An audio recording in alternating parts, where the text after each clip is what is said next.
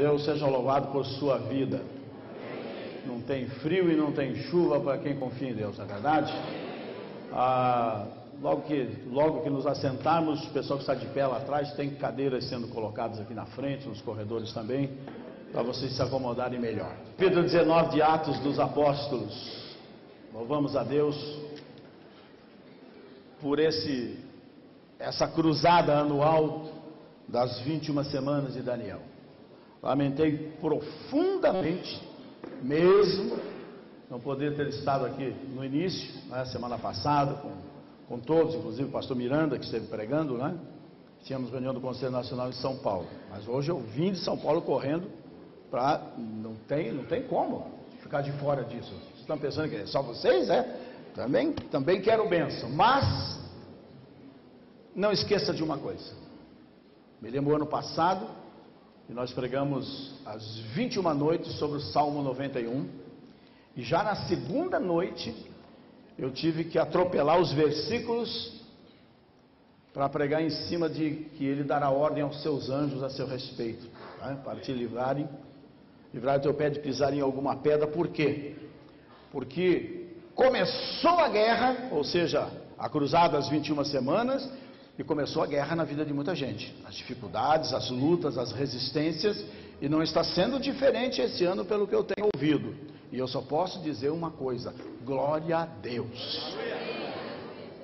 Porque nós estamos invadindo o impossível, nós não estamos numa cruzada como esta, né?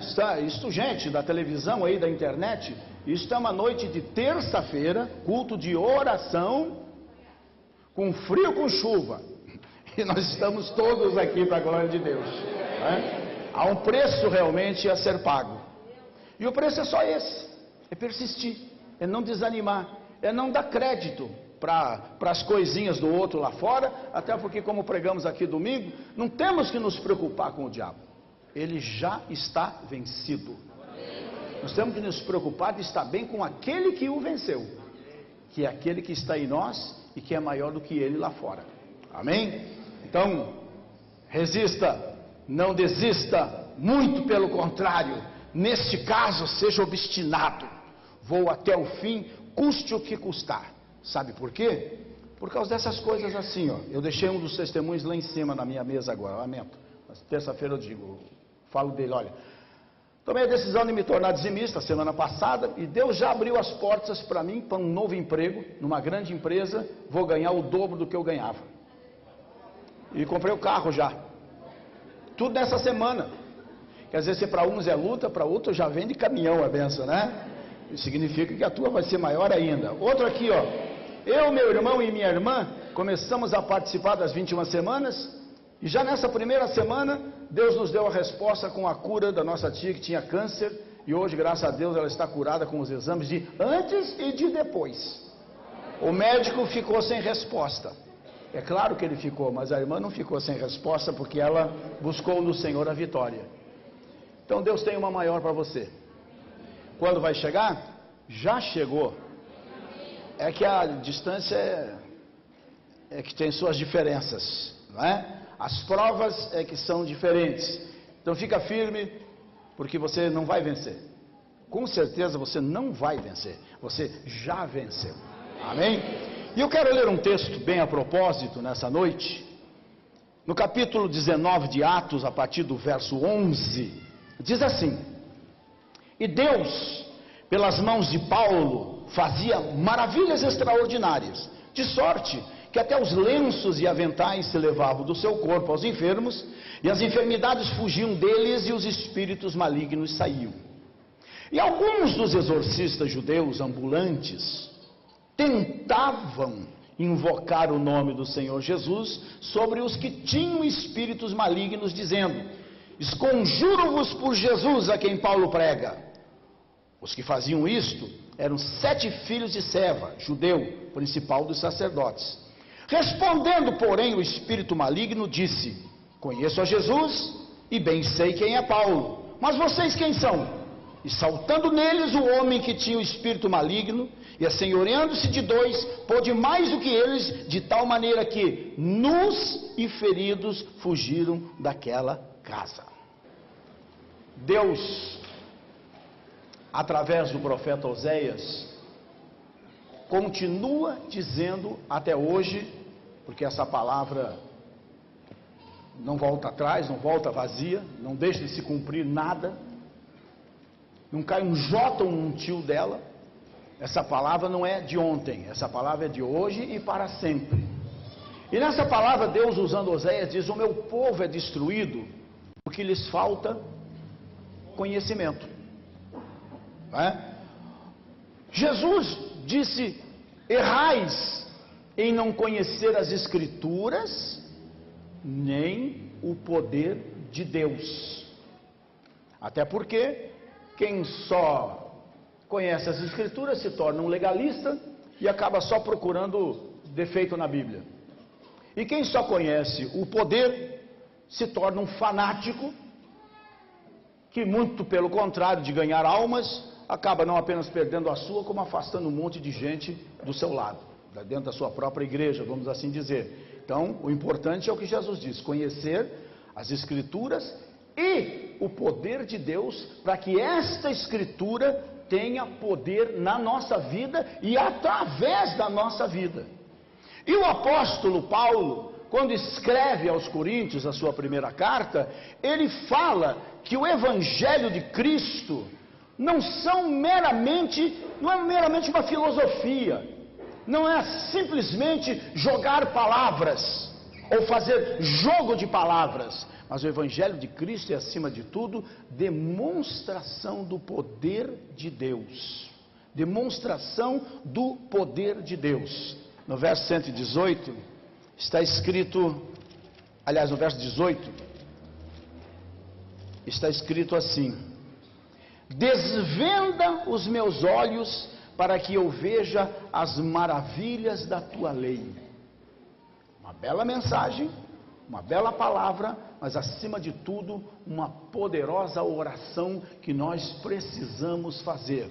Não diferente daquela que Paulo fez pelos Efésios e que faz por nós, dá ao nosso conhecimento um espírito de revelação e de sabedoria, para que nós possamos te conhecer mais através da tua palavra, e conhecendo a tua palavra, nós tenhamos totais condições de resistir o mal e pregar o bem. E essa mesma palavra de Deus, um dos versículos que eu mais tenho paixão, que é 5,17 de Romanos, nos diz também é uma revelação assim, realmente maravilhosa, porque a maioria do povo de Deus, em todo o mundo, tem uns hábitos muito estranhos que não são nada bíblicos, que é se conformar com a miséria, com a pobreza, se conformar com viver apanhando, e o que é pior, ainda se vangloriam disso, dizendo que é a cruz que ele tem que carregar.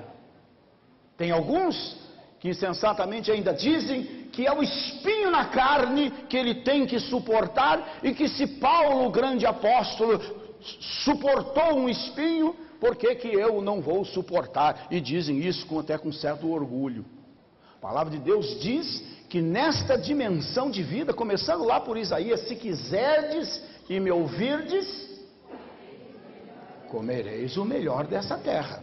Mas tem condicionais. Se você quiser, Rogério, se você me ouvir, ou seja, se você me obedecer, eu vou te dar o meu melhor. E no capítulo 5, no verso 17, diz que se pela ofensa de um só a morte reinou por esse, muito mais os que recebem a abundância da graça e do dom da justiça reinarão em vida por um só, Jesus Cristo. Quem está vivo aí? Então essa palavra é para você. Reinar em vida não é reinar sobre as pessoas, é reinar sobre as circunstâncias, sobre as situações. E como filhos e filhas de Deus, que como somos, ter domínio sobre as obras das trevas, se manifestem elas como se manifestarem na nossa vida, para que não aconteçam coisas como estas que nós lemos aqui nessa noite. Uma situação vexatória, se bem que não dá para entender que eles fossem cristãos, não fossem seguidores de Cristo, até porque o texto diz claramente que eles têm tentavam invocar o nome do Senhor Jesus, para libertar um homem endemoniado. Mas por mais que o fizessem, mais irritada a capetada ficava. Por mais que invocassem o nome do Senhor, não tinham esse direito por uma razão muito simples: eles não tinham Jesus. Eles não tinham aquilo que você tem, a unção do Espírito, a própria presença do Espírito Santo em sua vida, que lhe outorga esse poder para usar o nome de Jesus contra toda a força do mal. Eles não tinham.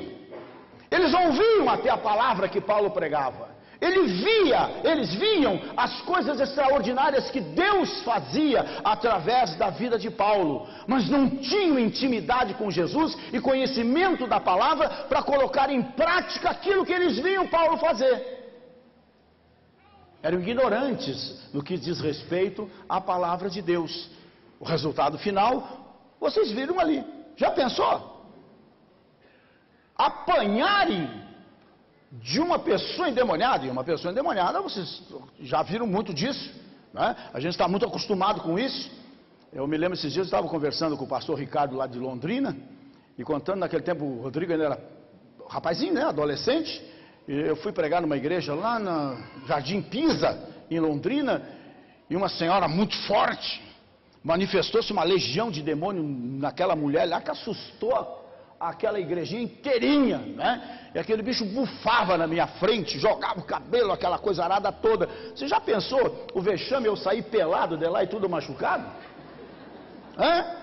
Mas foi o que aconteceu com essa gente que não conhecia nem as Escrituras, nem o poder de Deus. E por não conhecerem, apanharam. E porque muitos têm desconhecido a palavra e não têm em si a pessoa de Jesus Cristo, é que têm apanhado na vida. Mas também tem o outro lado. Muitos que até têm o conhecimento, mas não põem em prática, só têm o conhecimento frio da letra, não entendendo o espírito da letra, também têm apanhado muito na vida. E nós precisamos, porque precisamos entender que, para que aconteça a restituição, isto aqui não é uma sessão de benzimento, gente. Eu não estou aqui para fazer o papel de Deus na sua vida. Eu só estou aqui para pregar a palavra dele e estimular a sua fé e orientar você no que diz respeito de como você deve agir para conquistar a restituição que Deus vai lhe dar certamente se você persistir. Para isso nós precisamos conhecer a Deus, quem nós somos nele.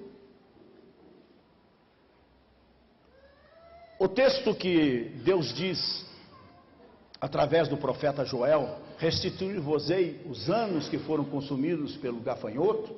Antes desse texto, antes de dizer essa palavra, Deus exige daquele povo o quebrantamento, o jejum, a oração, o compromisso com Ele, a santificação, a obediência, o voltar atrás nos seus maus caminhos, e então eu restituirei os anos que foram consumidos pelo gafanhoto. Por isso que eu disse, não é uma sessão de benzimento.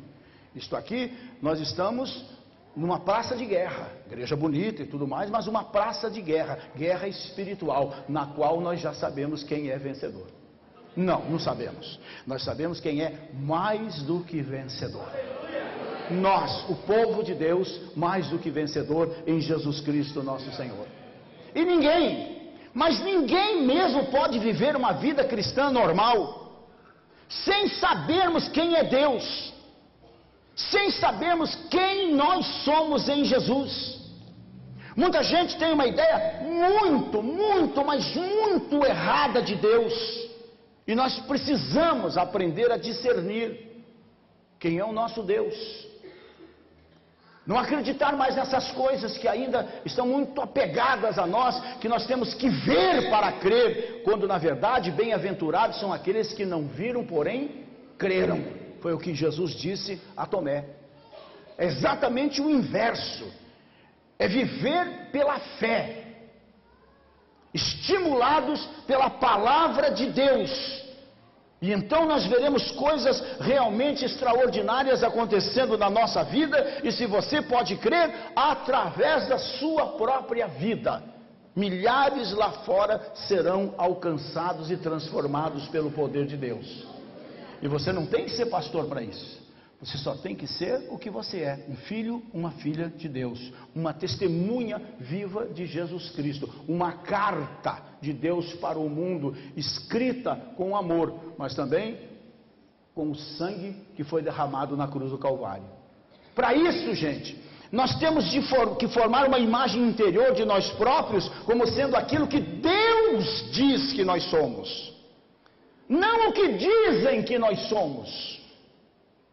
Se eu for me balizar pelo que falam de mim, gente, eu já tinha desistido até de mim. Mas eu me balizo pelo que Deus diz que eu sou a partir do momento que me tornei seu filho. Começa por aí. Sou filho do Deus Altíssimo. Só eu, né? Dá para dizer eu também? E dá para dizer graças a Deus? E dá para dizer aleluia? E glória a Deus? Oh, glória então, que seja.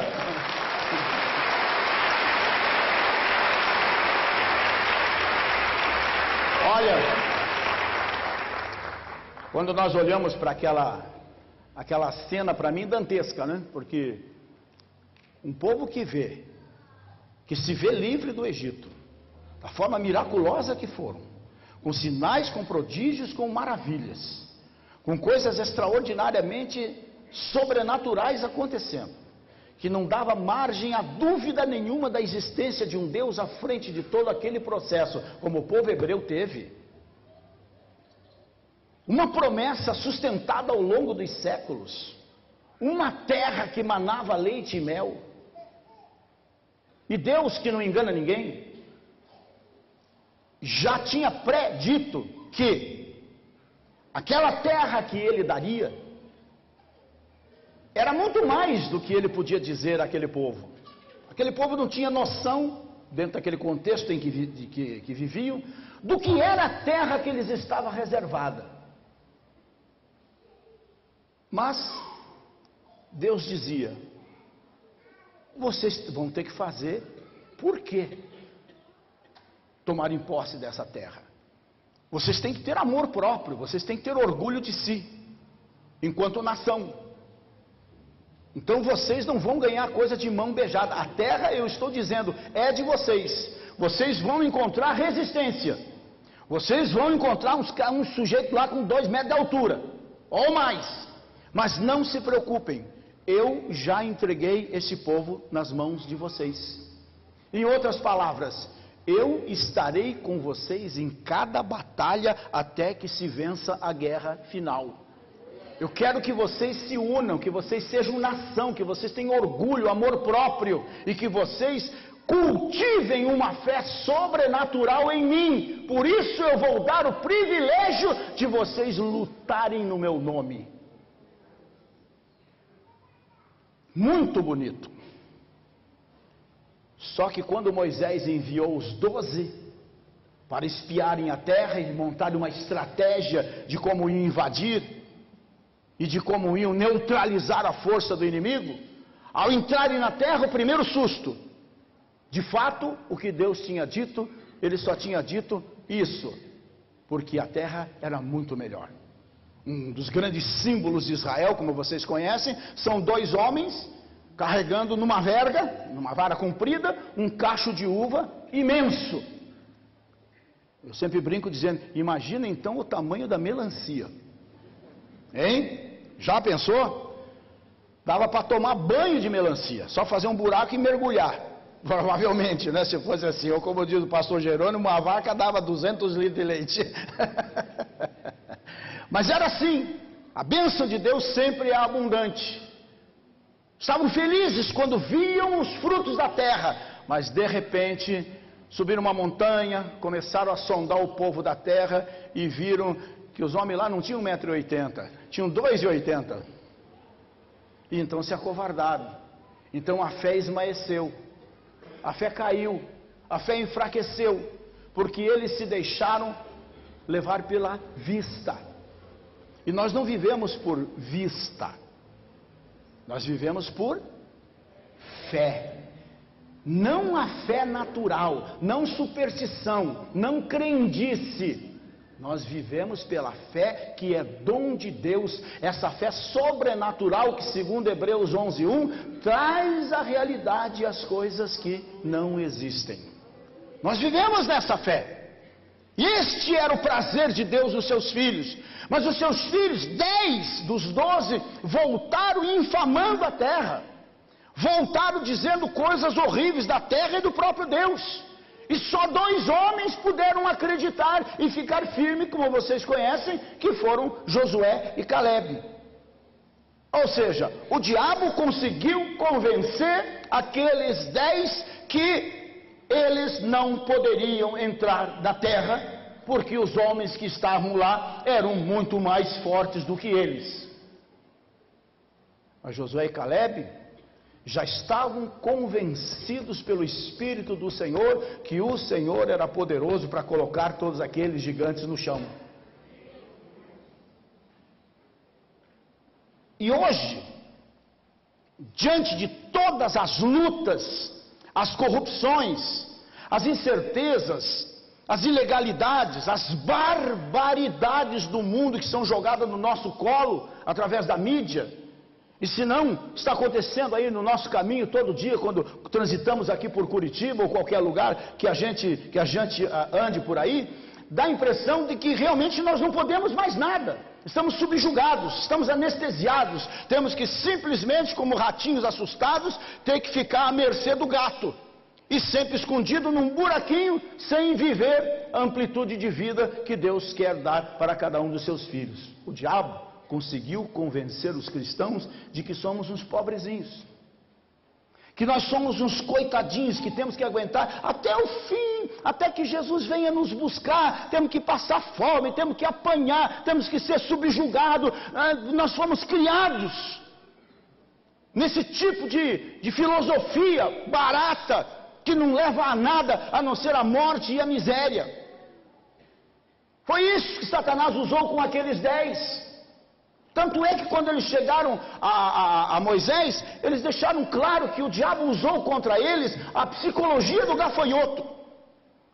E a psicologia do gafanhoto, Satanás está usando na vida de muitos de vocês, infelizmente. Na igreja de Cristo, lamentavelmente, em todo o mundo. Eles chegaram e disseram: olha, Moisés, é certo que a terra é assim, assim, assim, mas os homens que estão lá são imensos. Diante deles nos sentíamos como gafanhotos. A síndrome do coitadinho de mim. Mas eu quero dizer com todas as letras a você, que vai nos acompanhar nesses 5 meses de cruzada das 21 semanas de Daniel, nessas noites de terça-feira. Vai chover, vai cair geada, nós vamos enfrentar lutas, nós vamos enfrentar problemas, talvez nós vamos enfrentar dores, mas isso não é nada diante de tudo aquilo que Deus tem reservado aos que prevalecerem até o fim. A coroa sempre está reservada para aqueles que permanecem até o fim. Diga: eu vou até o fim dessa jornada, com a ajuda de Deus. Amém? Eu também vou com vocês, em nome de Jesus. Mas nós não somos uns coitadinhos, né? Nós não somos uns pobrezinho pecador. Tem gente que tem prazer, né? Chega diante do Senhor em oração, ele quer ser pior do que ele é. Oh, tem misericórdia de mim, eu sou um miserável, eu sou feio, narigudo, orelhudo, eu sou uma pulga, eu sou uma ameba, uma solitária. E o diabo notou lá fora: é isso mesmo, você é pior do que isso. Não sou? Posso até ter sido antes de Jesus entrar na minha vida, agora não dá para ser nem que eu queira, porque aquele que está em mim é maior do que aquele que está lá no mundo, mentindo, dizendo essas coisas que eu não quero ouvir, não vou aceitar, e você também não deve em tempo nenhum, por uma razão muito simples: Eu acredito em Deus. Eu acredito na sua palavra. Diga eu também. E a palavra de Deus diz que nós somos reis, que nós somos sacerdotes, que nós somos filhos do Deus Altíssimo. Deus seja louvado. Nós somos o que Deus diz que nós somos, e não o que alguém possa dizer que nós somos, ou aquilo mesmo que nós pensamos que somos. Principalmente porque foi Deus que nos fez. Todas as pessoas que foram lavadas no sangue de Jesus, como nós fomos, têm direito de viver uma vida de lutas, sim. Ninguém vai negar isso, ninguém vai pregar essa bobagem que acabaram as lutas. Até porque se acabassem as lutas, onde estariam as vitórias? Onde estaria o dia se não houvesse noite? Não é verdade? Mas o que eu quero dizer é que todas as pessoas que foram lavadas no sangue de Jesus, que têm inscritos os seus nomes no livro da vida, que têm o seu passado apagado pelo poder do sangue, têm direito a viver uma vida de vitória, porque a Bíblia diz: em todas estas coisas somos mais do que vencedores por aquele que nos amou. Esta, gente, é a verdade e a vontade de Deus para cada um de nós. Mas sabe de uma coisa? Você não vai ser um vencedor se não souber quem você é em Jesus. Houve um momento que Jesus se aproximou dos seus, reuniu os 12 e disse para eles: gente, tem duas notícias para vocês, uma boa e uma ruim. E o Pedro disse: qual é a ruim? Começa por ela. A ruim é que eu vou embora, não vou estar mais com vocês. E a boa? A boa, Pedro, é que eu vou estar daqui para frente em vocês. E por estar em mim, por estar em você, e a sua palavra estar na nossa boca, nada nem ninguém pode nos superar em tempo nenhum. Mas nós temos que ter essa confiança. E para começar, temos que saber quem nós somos em Cristo, quem é Deus, mas nós também temos que saber quem é o nosso inimigo. Olha para mim, não sou teu inimigo. Olha para essa pessoa da tua direita e da tua esquerda aí, não é seu inimigo. Olha para a sogra lá, não é sua inimiga. Agora, sogra, olha pro genro aí, pra nora, não é sua inimiga, não é seu inimigo. Seu patrão não é seu inimigo, o governo não é nosso inimigo, o vizinho não é nosso inimigo, aquele pionhento que puxa nosso tapete não é nosso inimigo, aquele outro que morre de inveja de nós não é nosso inimigo. Inimigo é quem usa essa gente. Enquanto nós estivermos avançando contra eles, só estaremos fazendo inimigo, nos afastando de Deus e da palavra. Aí vem o bicho, e a gente tenta espantá-lo, expulsá-lo em nome de Jesus, e ele vai nos deixar nus e feridos, como deixou esses aí no começo da nossa mensagem. Vá direto ao assunto, como diz o outro comentarista da televisão. Vai direto ao assunto. Satanás, eu te expulso da minha vida em nome de Jesus.